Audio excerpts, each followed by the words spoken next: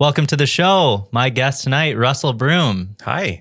Thanks for coming. Thanks for having me. So, for people who don't know you, which seems like not that many people after doing research, can you tell everyone a little bit about yourself? Sure. Well, my name's Russell Broom. I'm a Calgarian. I was born in northern England, and my family emigrated when I was quite young, but I spent the majority of my life in Calgary.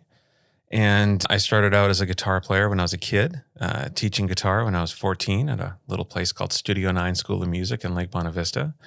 And then through my stupidity and tenacity, I've been sort of making a living with a guitar in my hand ever since, which is up to 40 years of doing that now. Wow. But yeah, I produce records. I play guitar. I'm a songwriter. I'm a film and TV composer. I'm a recording engineer.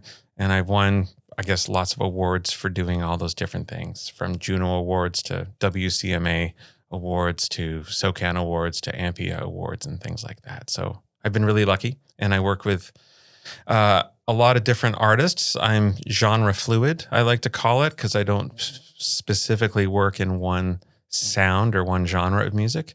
But I've worked with artists like Jan Arden for a number of years, and Art Bergman and Ian Tyson, Chicks Diggit, Q Varro, Jade Elephant, Kyle McKerney, Robbie Williams, Josh Groban, Martin Page, Jason McCoy.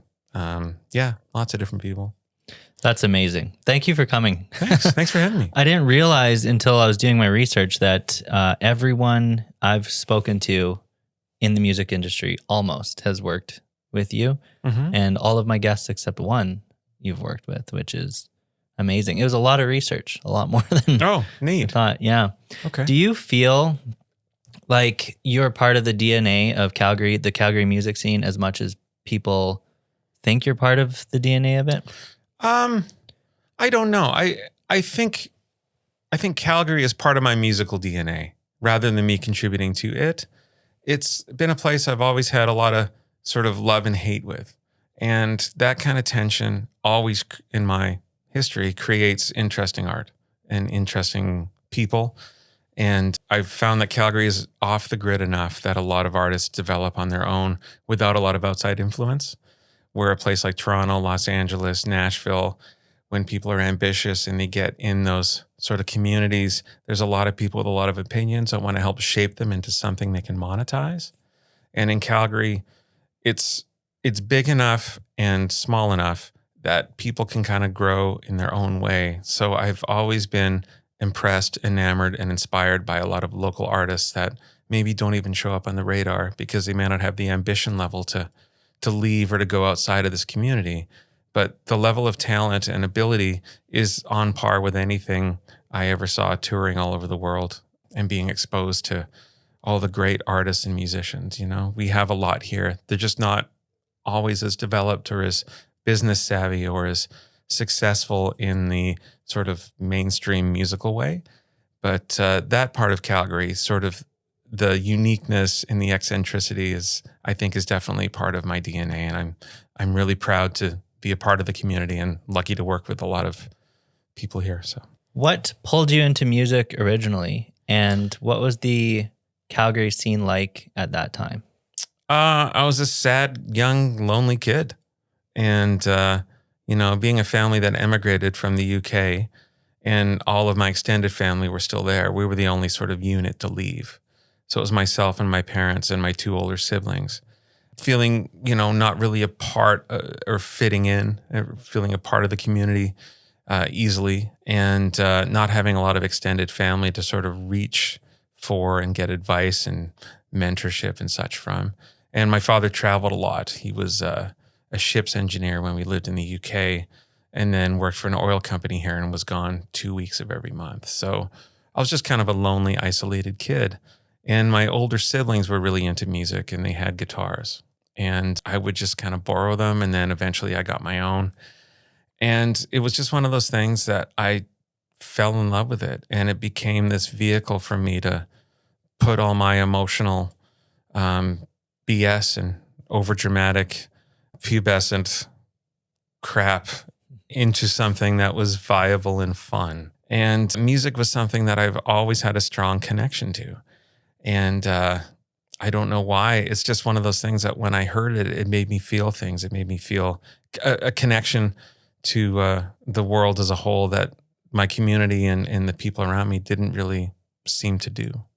So it was just trying to contribute back into that well that I drew from as a sad, lonely kid who would sit home and play guitar 8 hours a day because I just loved it and I loved how it made me feel. So what was the Calgary music scene like when you first got started? It was neat, but it was pretty raw. Like I kind of came up learning in the 80s and a good friend of mine, a fellow named Jordan Kachuk, him and I and a couple other friends, two guys who actually were both named Jason, so it's easy to remember.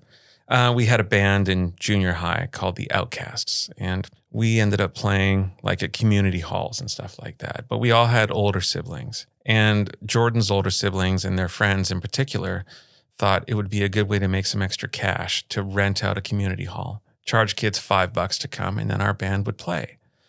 So it helped kind of, make a bit of money for them. And one of them, it's a fellow named Brent Kachuk, who was Jordan's brother, was in a band called Rain for a Day, which were kind of an alternative 80s sort of post-punk band. And they did a big kind of record release party or cassette release party, it would have been, at the University Theater. And I got to be Brent's guitar tech. So I got to tune his guitars and set up his gear. And it was one of the first times I really got exposed to watching a live show. And it had all these really ambitious sort of visuals happening. Like the whole show was it was a very ambitious artistic endeavor. And I thought that was such a cool thing to see and witness. And being 14 and not being able to go to bars and stuff without, the ensuing trouble that would happen, it opened me up to understanding that music could be presented in a really interesting and unique way, and there weren't really any rules. And as our band, the Outcasts, sort of progressed and we played more and more, shows and stuff, it just, the joy of performing and being a part of that was just, it was real and it was tangible. And whenever I could, I would go and see other local bands play. And then once I turned 18, it was going to the Republic and, going to the Westward Club and seeing all these, at the time, kind of post-punk bands, which was something that, it was a type of music I really liked. Being British, you tend to have a sensitivity and a real enjoyment of melody and melodic music. And a lot of that stuff, British sort of post-punk music had that. And I loved it. And yeah, so the music scene, it was neat. There were little pockets of great, and sometimes that great didn't extend outside of Calgary. But to me as a kid, it was stuff that I still think about today and still draw from because it just hit me in the right place. And at that time where nothing else hit me like that. So yeah, it's always been an interesting music scene. There's always been some incredible bands and incredible musicians and artists. And so I've always enjoyed the local scene. When did you realize this was going to be more than a hobby or a passion for you, and it was going to be what you're dedicated the rest of your life to? Well, when I got this weird job teaching guitar as someone way too young to be doing that and way underqualified, one of the other teachers was a guy named Jeff Part, who's was a school teacher for years, just retired. That's how old I am. But Jeff was playing saxophone in the University of Calgary jazz band. And he basically gave me an opportunity to go and play with all these university level musicians, many of which I'm still good friends with and still work with. But that was something where I got this sort of acknowledgement that I was able and I had the ability to keep up with people that were older than me and had been playing a lot longer. And then from that and getting support from people and just good advice, they always told me that, it could be an option for me if I wanted to pursue it. So I did. And, my dad passed away when I was 19. And it was one of those sort of crux moments where you're like, well, he was only 53 and he died. Did he actually get to live the life he wanted? I don't know. I never got a chance to really ask him about it. And I thought, well, I don't want that to happen to me. I don't want to feel unrequited, especially when I have such a deep passion for this. So I just stupidly barreled ahead and, took every opportunity I could to play music in front of people and get my name out there and be really ambitious in that regard. So, and that led me to Montreal for a couple of years and touring with a punk rockabilly band called Jerry and the Sons of Rhythm Orchestra. And that was fun. And then I came back to Calgary, and then I got kind of hooked up in the Jan Arden camp just as Insensitive was exploding. And I ended up touring with her for 15 years and then producing records and writing with her and all that stuff. So just a lot of support and acknowledgement from people who were musically more advanced than me. And that sort of gave me a sense of having the permission to do it and pursue it. Yeah, I was going to ask, did you have a version of yourself now, like what you do to help younger artists? Did you have someone like that?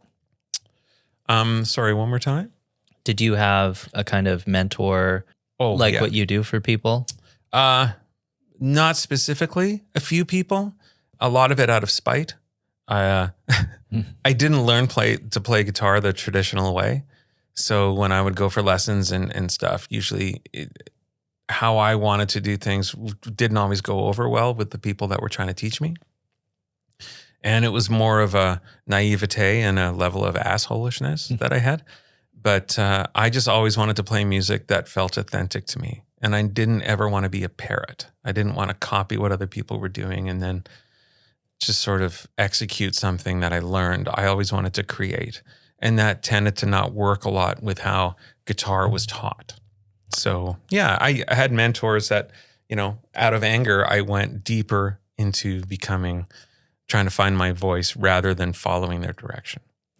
So who were some of the artists or sounds that shaped your sound in the early days? It's really varied. Like my brother and sister used to listen to everything from Led Zeppelin to Steely Dan to, everything in between. But the records that I really gravitated towards were like Jimi Hendrix records. The Band of Gypsies particularly was a record that I listened to on repeat for years and still do. Early U2 was something that I really liked. Specifically, the Unforgettable Fire record was really pivotal for me. Joy Division was a band that I loved, and there was something about the darkness and the emotion of it that I felt I really related to. Yeah, lots of great music, from bands like Yes to, Stevie Ray Vaughan and his brother Jimmy Vaughan, like all the Guitar Geeks, all that stuff. But really anything that I feel I like the sound of or I like the intent of has influenced me. Nice. I love all of those. Yeah, they're neat. Yeah. What was your first kind of break moment that made you feel like you were really in the game? I honestly don't know if I feel that yet. Oh. Yeah. Music is a very sort of cliquey and weird little community. And it's small, to your point earlier where a lot of people you've interviewed I've worked with, it's because we do have a small community in Calgary and it's fairly tight-knit, fragmented, but I think fairly tight-knit. But yeah, I don't know, it's a hard question to answer. There's probably, when I was in my mid-20s touring with Jan Arden and we got to play on The Tonight Show with Jay Leno.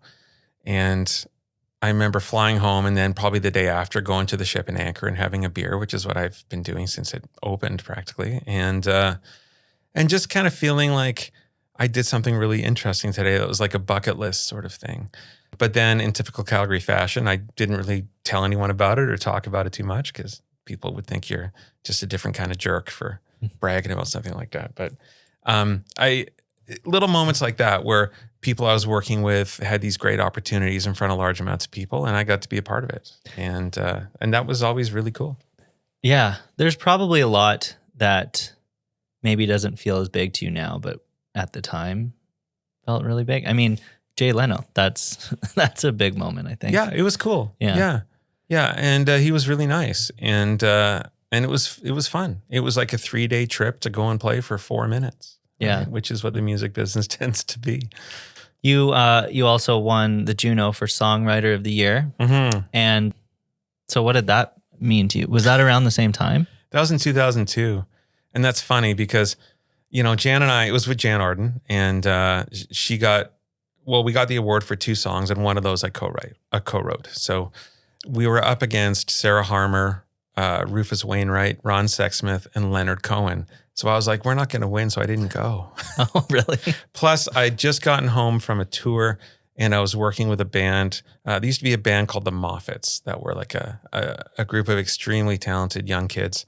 And they had an offshoot band that I was producing a record for. And it just fell at the same time. And I wasn't able to go to the JUNOs. And it was funny because Mike Bell, the music journalist in town, called me and said, congratulations. And I said, for what? And he goes, you just won. And I was like, oh, and I didn't go. And I felt like a real jerk. But that was, again, like a surreal moment. Probably more surreal because I wasn't there. Yeah. But yeah, I'm extremely proud of all the work I've been a part of. But acknowledge, like, I love getting nominated. I always feel it's a huge honor to get nominated. And whether I win or not, I really don't put a lot of stake in that. But yeah, that was a great moment. That was, I guess, a career highlight, and it made my mom really happy. So, did it feel different being nominated for producer and engineer of the year? Is that a different feeling? Yeah, because that was more just me, and that was nice. It was a nice acknowledgement. Plus, the amount of work it takes to produce and engineer records is immense. So those acknowledgements, I feel, are an acknowledgement of the amount of work it takes to put in. And I really admire everyone who gets those nominations because it is a big job. But yeah, that was wonderful. I hope someday to get another one, but you never know. But yeah, I felt very, very privileged for that. And of course I went and I lost both awards. So never go to award shows. Actually, you know what? There's a trend with that. I didn't go to the Alberta Country Music Awards earlier in the year because I was working and I won an award then. And then I just went to the CCMAs and I was nominated for 2. And then a record I produced was nominated for 1. And we lost all 3. So I'm never going again. Now you know. I'm bad luck. Did those nominations and wins, do they kind of validate, do they change how you feel about yourself? No, not at all. The work is validating. Mm-hmm. That's it. The other stuff is on the periphery. And frankly, I'm not overly comfortable with it, but I do understand it has a value that enables me to work at a level that I want to work at. So that's the only real benefit, I think, from those associations, is it puts you in a circle where you get to do better work. And the best part about it for me has always been and still is the work. Have you always done all of the things? Do you have different eras of work in your mind? Well, I don't sing. Like, I'm a horrific singer. So my unrequited love of always wanting to be an artist and sing my own songs isn't worth pursuing because I just don't have the facility to do it in a way that I would be happy with it. Nor I don't think anyone else would be happy with it. So because of that, I tried to find other ways to sort of keep myself occupied and focused and learn as much as I could about every other aspect of the job as being a musician. And I think nowadays it's morphed into a lot of people are their own producers and engineers and such. But, I love playing guitar, and I love playing guitar on other people's records and just being the guy, the session guy, coming up with parts and creating things. That brings me immense joy, and it's really fun. And then I get to leave, and all the editing is someone else's problem. And then as a producer, working with an artist and trying to draw something special out of them and what I perceive is their real artistic value and character, which is something I always want to amplify and not dilute. That is a hugely rewarding job, and one that I come away from always learning a lot. And engineering is a technical side, but I always fall on the side of it of how do I use these tools to create something that inspires, It's not always about doing something right or wrong. It's about, does it cause a reaction that therefore causes something that has value, whether it makes someone sing a certain way or perform or write a certain way. I always like to focus all my energies and knowledge into creating those opportunities for the people I work with. And film score and TV scoring and all that is, again, it's you react to something. You look at something and it inspires you to create a certain way. So because of that, on a practical level, if the guitar playing gets quiet and the production gets busy, great. And if the production gets quiet and the TV and film gets busy, great. It always kind of ebbs and flows, but I never have just one thing to do Therefore, my income is more consistent, which is just a practical, nice thing. And all of those things I learn from all those different mediums, and they all feed one another. And I think they all work in tandem to elevate just my ability as a music person. But I also enjoy working too much and not working the same muscle all the time. So going to my studio 6-7 days a week isn't so difficult if I'm doing different jobs on a few of those days. But yeah, I like it. It keeps me inspired. Do you use the same creative part of your brain for each job, or do you have to switch over? I don't know. That's a really good question. At this point, after doing this for such a long time, I think you develop a set of instincts that you trust. So a lot of my job is coming in and reacting to something, and then hopefully giving a fairly informed response to a problem, whether it's, and it's basically you're a problem solver. Somebody has a song and they want to record it. So you have to figure out how to do it. Somebody has a visual, they want music that's going to accentuate the emotional element in the picture. That's what my job is. Somebody has a song and they need guitars putting on it. That's my job. You solve a problem. So yeah, it's fun to be a problem solver.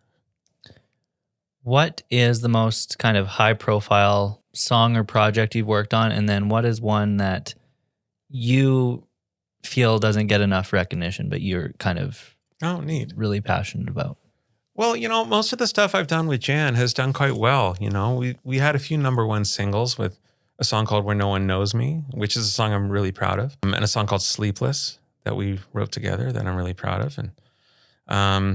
And through Jan, we had lots of really interesting opportunities. Like we played at the Live 8 concert, which was the redo of Live 8. And it was, what they told us was the broadcast was shown to 1 billion people. Wow. And I remember walking on stage and literally the cameraman said, "You're on in 7 seconds." And I haven't even plugged in my guitar yet. So it was haphazard and totally nerve wracking, but it was fun. We did a lot of touring with people like Michael Bublé and Eric Clapton and Sting and Chris Isaac, like tons of different people like that with Jan. And that was always a treat. And working with her has always been a huge honor and a huge inspiration and continues to be.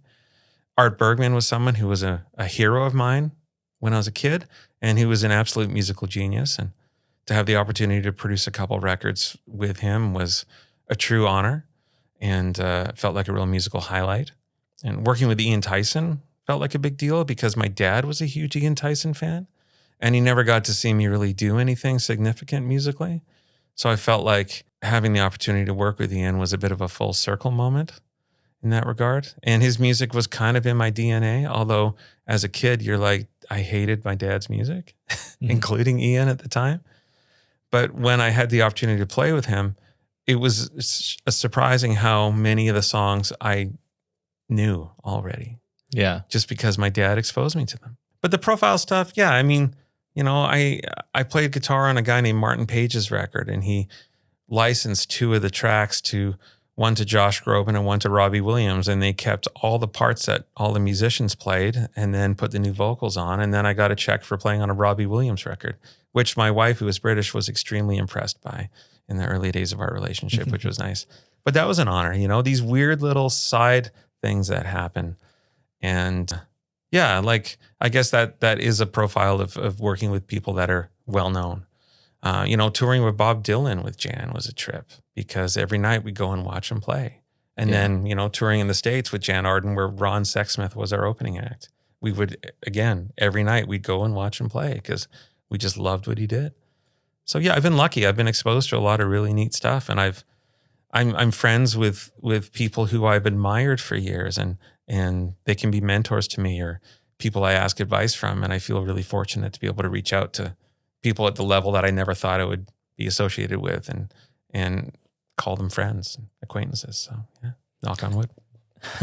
Has there been a time where you've been asked to do something, or what's the most out of your comfort zone thing you've ever worked on? Oh, I got asked to be the musical director for a North American run of We Will Rock You, that Queen musical, a few years ago.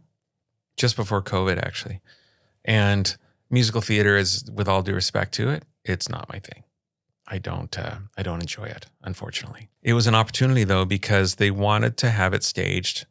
It was quite a small production, but they wanted it to feel like a band on stage. And I thought, well, I can do that. I can kind of hire a group of musicians and sort of cast them, not just because they were great players and they could be like a jack of all trades and do anything, which is what a lot of theater sort of musicians are. And it's a huge and great skill, not one that I have, but I didn't want people that had that skill. I wanted people that played like the actual members of Queen and had that same energy and attitude. So that was the fun part. But putting it all together and the people I was working with and stuff was extremely difficult and unpredictable in a way that didn't make sense to my workflow. So yeah, I felt like a fish out of water in that regard. And it was a really difficult and arduous job. But I met some great people through it. And I also met some people that I have zero desire to ever be in a room with again. Probably equal number. Do you have a project you can think of that was just really fun and meaningful for you, but also very different from what you normally do?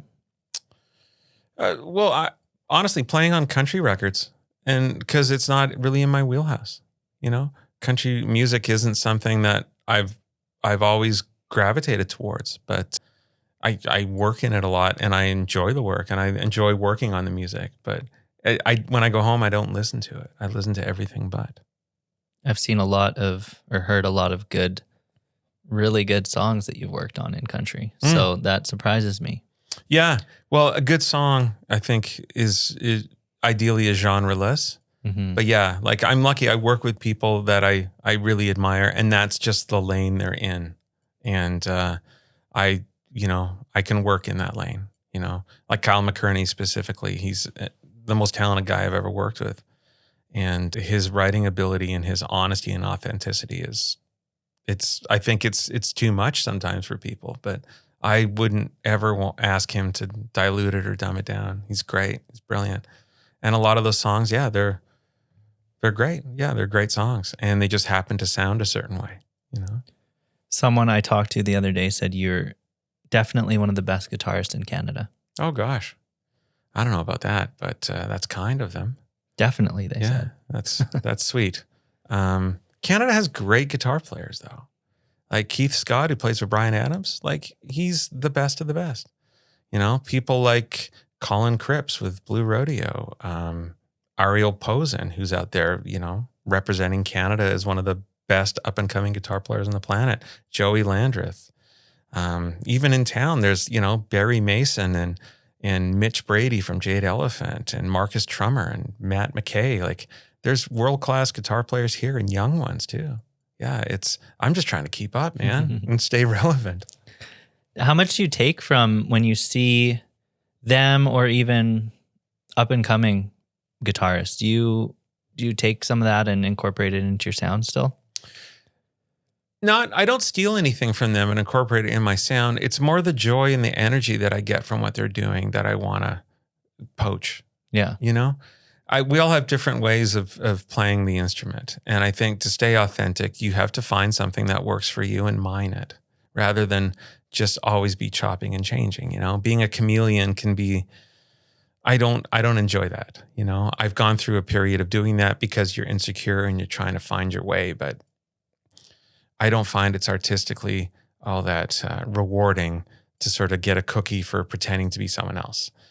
But the inspiration and just the bravado of a young, naive guitar player that spends a lot of time practicing and has, the guts to get out in front of people and take chances, that's always exciting to me. And I want to take that energy with me and put it on the guitar through my own voice. I'm going to take a quick break. Mm-hmm. We'll be back. Hey everyone, if you're new to the show, please subscribe on YouTube. Lots of listeners on Spotify, Apple, iHeartRadio. Keep subscribing there. Share it with someone. If you think it's a cool concept, share it with your friends. We want to keep it going. So yeah, thanks so much. Stay tuned for more Deets. And we're back. We were talking over break. We forgot to mention a project that you think deserves more recognition. Right. I totally skipped over that. So a few years ago, there was this program between Alberta and BC that a radio station had, and it was these song boot camps and band boot camps out in Princeton, BC. And it would be like 10 bands from Alberta and 10 bands from BC, and they would all be in this sequestered camp, and they'd have to like write music together and do all this stuff. And it was like a summer camp for the most dysfunctional, crazy alternative musicians in the world. And it was the best thing in the world. It was probably one of the most inspiring experiences I've ever had. And I did it for a few years. And then it became a country one, and I did it a couple times. But there was one year, and there's an artist named JP Maurice who's brilliant. And we did a song with a band from here called The Wisers called Goodbye. And it's on Spotify under JP Maurice. And it's one of my favorite things I've ever worked on because we recorded it with every sort of roadblock put in front of us. Like, it wasn't a proper studio. We had to make these makeshift studios in cabins in the middle of the woods. We recorded the drums, in a shower stall with all the ambience of the tiles. We had like groups of people at 5 o'clock in the morning, completely drunk, singing background vocals. And we got everyone in the camp, which was, I think, over 100 people at one point in this great hall singing a group vocal of the word goodbye. And the whole thing was this collective energy. And it was just one of those moments where you're like, this is a great song and it's a great version of it. And everything about this reminds me of that experience and that inspiration. So if you get a chance to go look that song up, please listen to it. It's the best Britpop song that a guy from Vancouver ever wrote. I'll link it. Yeah, cool. I'll link it for That'd people. That'd be great. Yeah. I've heard a song you worked on recently called Freak of Nature. Oh, yeah. I love it. Thanks. Me too. That's Cass. Yeah. Cass Jade. Yeah. I just wanted to give her a shout out because... Well, she's an alien. And that vocal is one take. That's her crazy. Singing through the song. I know, it's absolutely exceptional. She's incredible. She has a limitless talent and all the attitude in the world. Yeah, she's great. We're working on another song right now, and I'm really privileged to be working with her. But she is a freak of nature, frankly, a freak of good nature, I think. When you're working with younger artists, how do you help them find their voice without shaping it into your sound? Oh, that's easy. I'm usually drawn to artists because there's something about what they do that I find compelling. And then I just try and turn that up. Whether it's a lyrical angle or a level of vulnerability, it's a way of singing, it's a tone in their voice, it's an attitude they have. I'm not a producer that has a sound. There are great producers that have a way of working and a sound, and the artist kind of plugs himself into that. And I've listened to lots of records that I love by producers like that. Daniel Lanois is one like that. The Emmylou Harris Wrecking Ball record is one of my favorite records of all time. And it's someone from the country world being plugged into his sort of ambient Americana world. And it's a brilliant, brilliant record. But I don't have a sound. My sound would be dictated by the artist. That is the painting. And then I just create a frame around it that complements the painting. And whatever skill set and community of people I can draw from to help fortify that, that's my job. But I don't believe my records have a sound. My guitar playing does. But how I produce records and how I look at producing records, I don't have a template or a method of doing that. But it's always about playing to the artist's strengths and turning it up and turning up the weird, frankly. To try and fit someone in a slot, to me, seems like a crime. So I would rather just enhance what they do and make them confident with that. And that's usually not difficult with most people. Have you ever produced for someone or mentored for someone and then seen them go on to do the same for someone else, or just that, actually? Yeah, I don't know. I honestly don't know. Yeah, maybe, but I can't think of anyone. So what advice do you have for if someone was going to do that? What advice would you give to them? Oh, be kind. Artists are anyone who puts something they create out into the world knowing that anybody behind user 577973415 can say the shittiest thing in the world to them without any consequences. And they can choose to take that personally or not.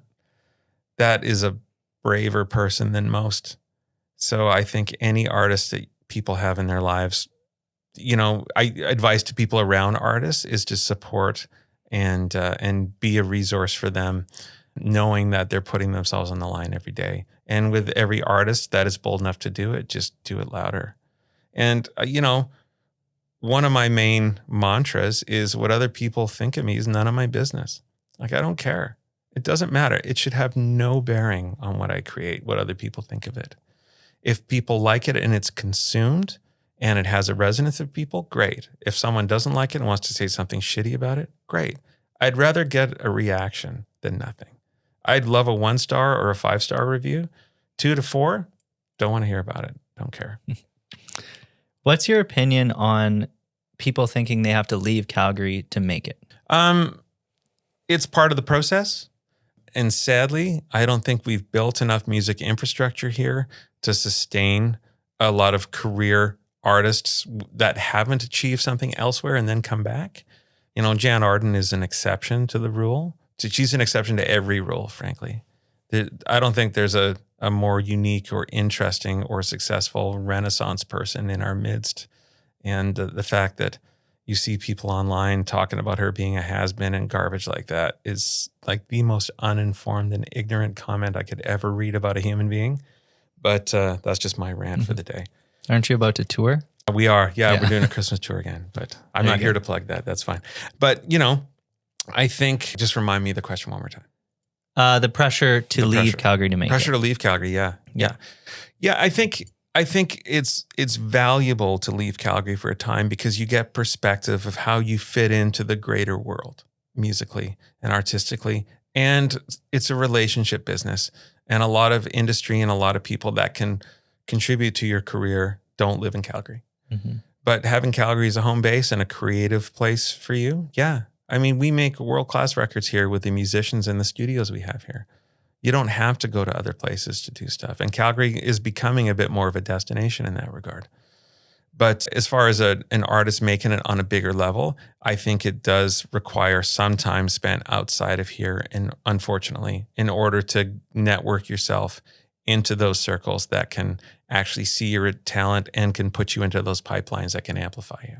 So how have you seen Calgary evolve over your time in the music scene here? The more people that we have here, the more creatives we have, and it's just getting better and more confident. Yet it still has that naive, I think I can do it no matter what quality, which is great. Even the political tension here is a wonderful thing for art.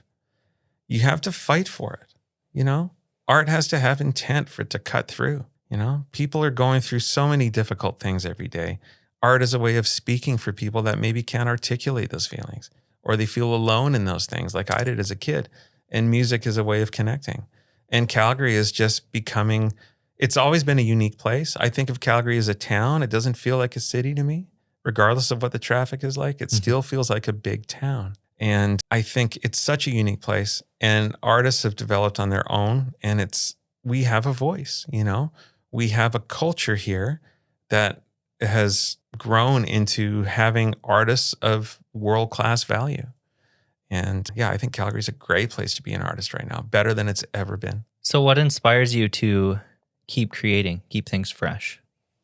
Everything. One of the disciplines I found a lot of value in was moving my studio out of my house. So I live kind of near Killarney, and then I have a studio in Curry Barracks. So it's like a 15-minute walk for me to go to work, or a 5-minute drive.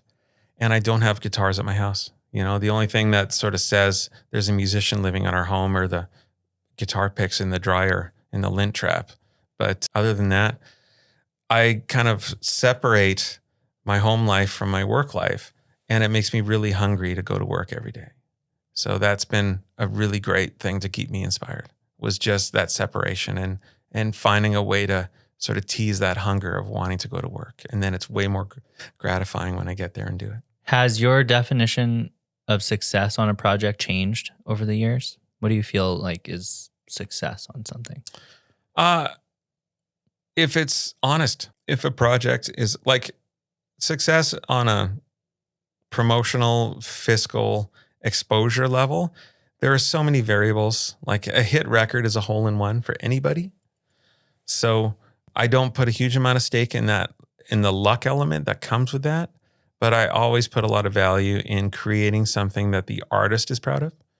When I produce a record, it's not my record, it's their record. And I don't feel comfortable unless they leave thinking this is the best work they've done. And I always push for authentic and honest and just for that person to just be themselves, you know? So anything that I work on that has integrity, I'm always going to be proud of. And honestly, there are very few things that I've worked on that I feel have lost that, maybe in the early days. But now that's the most important thing in the room, you know? So what recognition has felt the best to you personally? Oh, geez. I don't know. I don't get a lot of value from that, to be honest. It's nice when guitar players you like you're playing or make a nice comment about something you do that you One put of the your heart best in Canada. Well, that's nice. Canada's a big place. There's lots of guitar players, but not as many as everywhere else. So yeah, I maybe that's just an age and service comment. Yeah. That I'm still doing it. But yeah. The recognition, if it leads to more work and more opportunities to work with interesting people, then I love it. But other than that, my ego does not get anything from that stuff. It doesn't work. It never worked that way for me. What do you wish more people understood about the role of a producer on a track? That it should be collaborative and that you should have a relationship with that person where you feel you can trust them. You know, it's funny. I had a conversation with an artist the other day, and they were talking about working on these writing camps where there's producers and a bunch of writers, and everyone's really ambitious and it's quite cutthroat. And that's not my experience. I sort of have this weird career trajectory where I've avoided a lot of that. But the fact that it seems so mercenary and that a lot of producers can be really heavy-handed with their vision and impose it on the artists rather than collaborating with the artists, I don't like that approach. I don't find a lot of value in that approach, and I don't work with those kind of producers.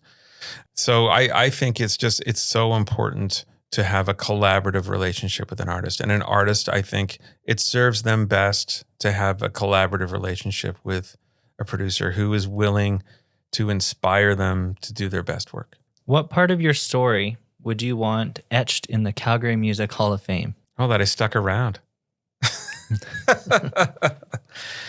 Out of all the frustration and love and hatred for this city and everything about it, I've always found value in that tension that it makes me feel. And I'm proud to be from here, regardless of how it's viewed by the world sometimes. I love our little weird music community of esoteric and brilliant people. It's magic. It's absolute magic. Why did you stay here? Why didn't you stay in Montreal when you were there, or, you know, Vancouver, Toronto, back to the UK, LA? There was something about Calgary that I felt was untapped. And when I went to these other places, I saw everything like overly mined. And if there was something like an artist that was good or had some potential, that it was like a swarm of flies on them, you know, and then they'd come out sort of misshapen and everyone has an opinion about what they're doing wrong and all that kind of stuff. And Calgary didn't have that. But the raw talent that I saw here and still see here is always world class and as good as anything I've seen anywhere in the world. And, you know, I've been lucky enough to travel the world with a guitar in my hand and been exposed to lots of stuff and see those things that people are freaking out about or hyped about. And I'd be like, well, there's someone just as good in Calgary. They just don't know. And the artist doesn't even realize their power to some degree. So I always felt it was my edge here was having that perspective and wanting to create a community of better artists around me and stay here because I like the city and I love the mountains being here and we have an international airport and all these wonderful things about being in Calgary. But I just wanted to be a part of creating a better community. You know, it's like the way I vote. I don't vote for my interests. I vote for the people that are vulnerable in my community. So everything is elevated and life is good for everyone. And that gives me a better environment to live in. And I want to do the same thing with the arts community. And and try and contribute and inspire and elevate and champion all the people we have that are brave enough to get out there and do it. So yeah, it's a great city for art. Do you even know how many songs you've worked on? No. It's not even a ballpark. It's a lot. Honestly, if I think about all the pieces of music I've been involved with, it's in the thousands, if not tens of. Mm-hmm. Just because there's little things you do. Like, I wrote a theme for Arlene Dickinson's podcast this week. And it's just those little things that you do, and you do them in a couple days, and you shove them out the door, and then you forget you kind of do them, right? There's always, and I'm always creating. I always go in the studio and just put ideas down sometimes before I work on anyone else's project, and then revisit those when the ask is, do you have a song idea, or I need a theme for something, or this TV show needs something, or whatever the ask is.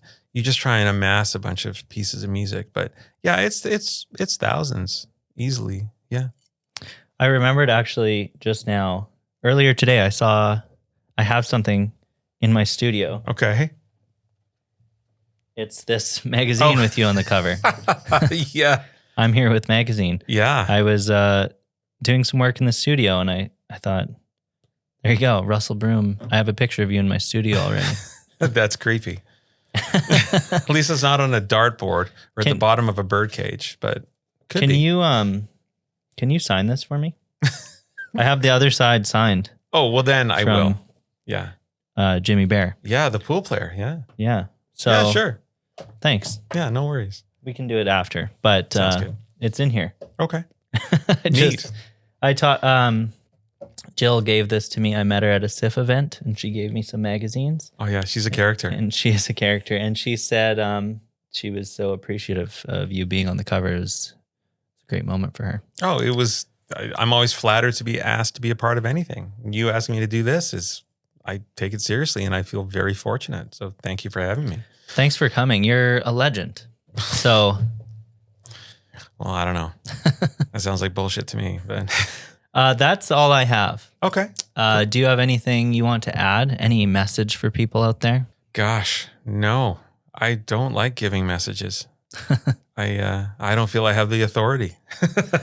I don't know what I'm going to link on this because there's so many things, tens of thousands of things that I could link. But definitely that one project that you were talking about earlier. And Cass's song, link that. Okay. And Jan's new record, Mixtape. Yeah. I'm really proud of that record. I will. Yeah. The whole process of making that record was really dynamic, and it was fun, and we're really proud of what we did.